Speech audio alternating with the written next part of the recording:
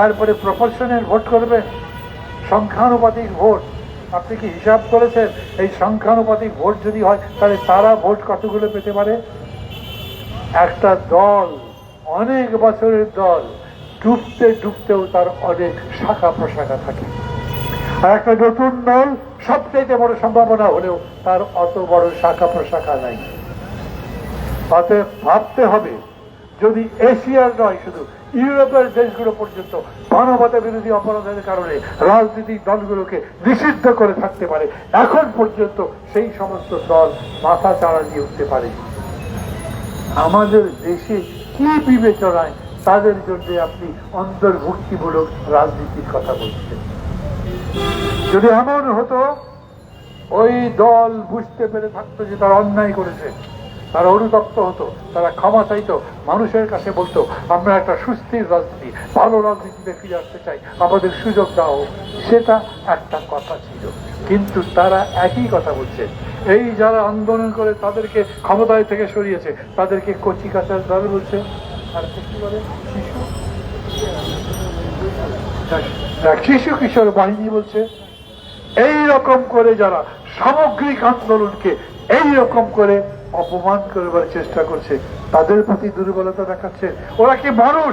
আমাদের তখনকার প্রধানমন্ত্রী বক্তৃতাটা মনে করেন কি সুন্দর উন্নতি করছি, আমার একটা পিয়নের পর্যন্ত 400 কোটি টাকা। তার মাথায় নষ্ট ছিল অর্থের লোভে, লুটপাট করে জমা করা অর্থ দেখবার পরে তার মাথা কাজ করেনি।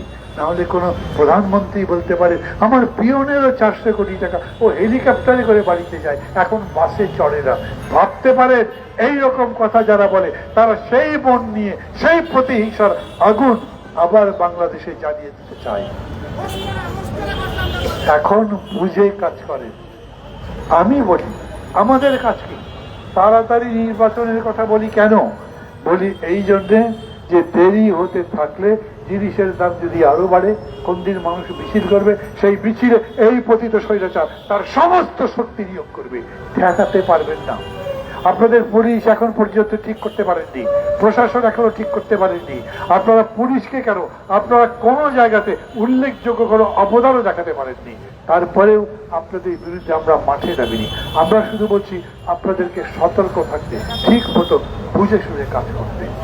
এই নির্বাচন যত তাড়াতাড়ি হয় তত ভালো। এই কারণে মাঝে মাঝে আমার মনে হয়, ধরেন একটা হরতাল টরতাল দেখে দিলে আমাদের পুলিশরা হরতাল বাধা দেওয়ার জন্য নামবে।